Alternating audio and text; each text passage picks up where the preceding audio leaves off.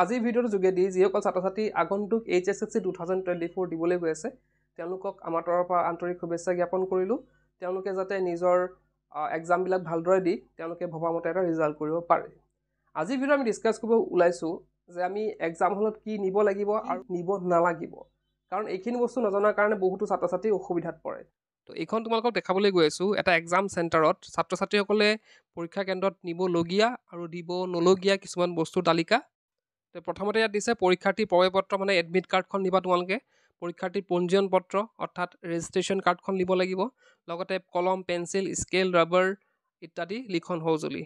তো পেন নিব লাগিব, পেঞ্চিল আৰু স্কেল আৰু ৰাবাৰ তোমালোকে নিব পাৰা, লগতে জ্যামিতি বক্স কেৱল সঁজুলি থকা, মানে জ্যামিতি বক্সত বেলেগ বেলেগ কিবা কিবি থকা সেইবিলাক হ'ব নোৱাৰিব, অকল জ্যামিতিক যোনবিলাক কৰিবলৈ আমাৰ যোনবিলাক লাগে ইনষ্ট্ৰুমেণ্ট সেইখিনি তোমালোকে নিব পাৰা। আৰু উকা লিখন বোৰ্ড, এইখন কিন্তু খুব ইম্পৰ্টেণ্ট বস্তু এটা ইয়াত চাবা তোমালোকে, যে যোনখন তোমালোকে যোনখন পিচবৰ্ড লৈ যাবা তাত যাতে একদম ফ্ৰেছ থাকে, তাত যাতে একো লিখা নাথাকে, একো ধৰণৰ কোনো নোটছ তাত লিখা নাথাকে, একেবাৰে ফ্ৰেছ থাকে। তো আজিকালি হয়তো নতুন ডিজাইনৰ কিছুমান ওলাইছে, তাত হয়তো কাৰ্টুন কেৰেক্টাৰ কিছুমান থাকে, হয়তো তাত তেনেধৰণে কিবা প্ৰিণ্টেড কিবা লিখা থাকিব পাৰে, কিন্তু তোমালোকে নিজে কিবা লিখি পেলাই লৈ নাযাবা, কাৰণ এক্সাম হলত সোমাওঁতে কিন্তু এইবিলাক চেক কৰা হয়।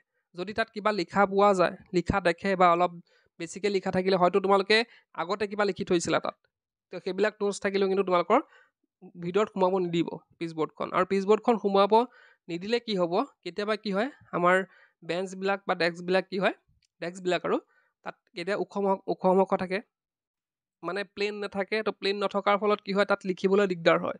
গতিকে তোমালোকে ঘৰৰ পৰা যাওঁতেই মানে নিওঁতেই এইখন অলপ সাৱধান হ'বা। আৰু এতিয়াতো এইখিনি কি নিব পাৰিবা সেইখিনি দিছে, কি নিব নোৱাৰিবা সেইখিনি দিছে ইয়াত চোৱা। স্কুল বেগ, কিতাপ, অতিৰিক্ত কাগজ, পেপাৰ। তো তোমালোকৰ স্কুল বেগো কিন্তু ভিতৰত সোমাব নিদিয়ে। তো তোমালোকৰ পেৰেণ্টছৰ হাতত বেগটো লৈ যাব পাৰা, ধৰা তোমালোকে জ্যামিতি বক্স, পেন, পেঞ্চিল সেইবিলাক বেগত লৈ গ'লা ঘৰৰ পৰা, কিন্তু সেই বেগটো তোমালোকে ভিতৰত সোমাব নোৱাৰিবা। তোমালোকৰ পেৰেণ্টছৰ হাততে সেই বেগটো ৰাখি পেলাই তোমালোকক জাষ্ট তোমালোকে নিয়া বস্তুখিনি ভিতৰলৈ সোমাব দিব।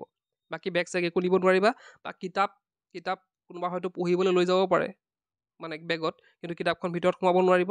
অতিৰিক্ত কাগজ মানে কিবা কাগজৰ টুকুৰা বা বেলেগ মই বোলো কেলকুলেশ্যন কাৰণে কাগজ লৈ যাওঁ, সেইবিলাক কাগজ তাতে পাবা, মই পিছত ডিছকাছ কৰিম বাৰু ক'ৰ পৰা কেনেকৈ কি কৰিবা। তো অতিৰিক্ত কাগজ নিব নালাগে। নেক্সট 2 নম্বৰ দিছে ইলেক্ট্ৰনিক সামগ্ৰী। ইলেক্ট্ৰনিক সামগ্ৰী কোনবিলাক? কেলকুলেটাৰ, ডিজিটেল ঘড়ী ইত্যাদি। তো তাত কোনো ধৰণৰ ইলেক্ট্ৰনিক সামগ্ৰী লৈ যাব নোৱাৰিবা। মইতো কৈছোঁ ডিজিটেল ঘড়ী কেতিয়াও পিন্ধি নাযাবা, তোমালোকে এনালগ ঘড়ী পিন্ধি যাবা, কাটা থকাবিলাক ঘড়ী পিন্ধি যাবা। তো তাৰপিছত হৈছে মোবাইল ফোন। তো মোবাইল ফোন তোমালোকে নিনিয়া মই জানো। তো নেক্সট আছে 4 নম্বৰ যিকোনো ধৰণৰ জেকেট।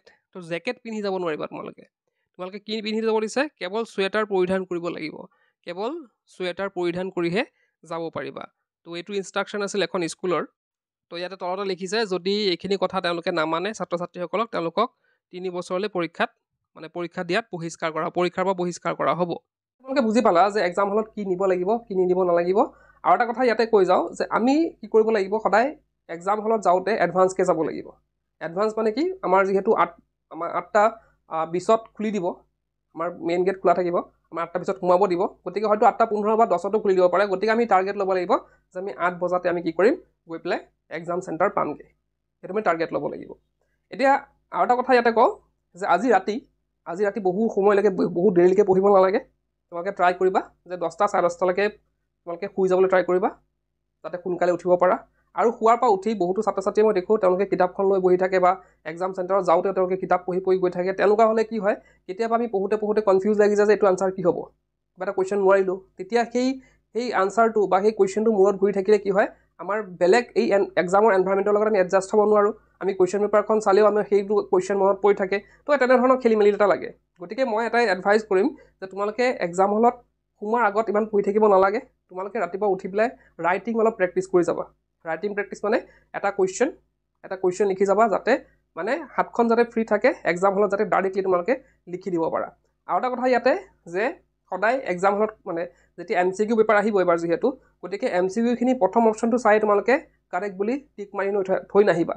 কুৱেশ্যনটোৱে পঢ়িবা, গোটেই 4টা অপশ্যন পঢ়ি পেলাই পাছতহে তোমালোকে শুদ্ধ আনচাৰটো বাছি উলিয়াবা। বহুতে কি কৰে, প্ৰথম এনচাৰটো চাই প্ৰথম অপশ্যনটো চাই তেওঁলোকে টিক মাৰি দিয়ে, তাৰপিছত পঢ়ি চাই যে নহয় ছেকেণ্ড বা থাৰ্ড অপশ্যনটোৱে হ'ব লাগিছিল। তেতিয়া কি হয়, আকৌ এইবিলাকতো মুচিব নোৱাৰি। গতিকে সদায় কি কৰিবা, তোমালোকে অপশ্যনবিলাক ভালদৰে পঢ়ি ল'বা। এতিয়া যিসকল ছাত্ৰ ছাত্ৰী ভয় খাই আছে তেওঁলোকক মই এটা কথা ক'ম যে এনেই ভয় খাই আছে তোমালোকে, এইবাৰতো আৰু সুবিধা, কাৰণ এইবাৰ যিহেতু তোমালোকৰ স্কুলৰ লগৰবিলাকে একেলগে পঢ়িবা, এটা ৰুমতে পঢ়িবা, গতিকে কোনো ধৰণৰ ভয় খাবলগীয়াত একো নাই। আৰু এক্সাম হলৰ পৰা বাহিৰ হোৱাৰ পিছত তোমালোকে নিজে অনুভৱ কৰিবা যে মই এনেই ভয় খাই আছিলোঁ। গতিকে এক্সাম তোমালোকৰ ইংলিছ এক্সাম একদম ফালি দিব লাগিব, একদম ধুনীয়া হ'ব লাগিব, একদম আহি পেলাই যাতে মই শুনো কমেণ্ট বক্সত, যাতে মই শুনো যে আমাৰ এক্সাম ভাল হৈছে, কোনেও যাতে নক'ব নোৱাৰে যে মোৰ এক্সাম বেয়া হৈছে। একদম ভালদৰে এক্সাম দিবা, মাইণ্ড ফ্ৰী কৰি যাবা, যিমান মাইণ্ড ফ্ৰী ৰাখিবা সিমান এক্সাম ভাল হ'ব। গতিকে একেবাৰে টেনশ্যন নোলোৱাকৈ এক্সামত যাবা, ধুনীয়াকৈ বহিবা, ধুনীয়াকৈ ইনষ্ট্ৰাকশ্যনখিনি পঢ়িবা, পেপাৰখন পঢ়িবা, ধুনীয়াকৈ কুৱেশ্যন এনচাৰ কৰি থৈ আহিবা। কুৱেশ্যন এনচাৰ নেৰিবা, মই আগতে কৈছোঁ, যি পাৰা লিখি থৈ আহিবা, চাবা তোমালোকৰ এক্সাম একদম ধুনীয়াকৈ হৈ যাব। আজি ভিডিঅ'টো হয়তো পেৰেণ্টছসকলে বেছিকৈ চাই আছে, তো পেৰেণ্টছসকলক মই এডভাইচ কৰিম যে আপোনালোকে এক্সামত যোৱাৰ আগত তেওঁলোকক কনফিডেঞ্চ দিয়ক। ক'ব নালাগে যে তই 90 পাব লাগিব, 98, 100 পাব লাগে, সেইবিলাক কথা নকৈ পেলাই তেওঁলোকক উৎসাহ দিয়ক যে তই যিমানখিনি পাবি সিমানে আমি ছেটিছফাইড। আজিৰ এই ভিডিঅ'টো কমেণ্ট বক্সটো এৰিছোঁ পেৰেণ্টছসকলৰ কাৰণে। পেৰেণ্টছসকলে কি ক'ব বিচাৰে তেওঁলোকে কমেণ্টত লিখিব পাৰে। তেন্তে আজিৰ ভিডিঅ'টো এতিয়া শেষ কৰিলোঁ। কিপ ৱাচিং।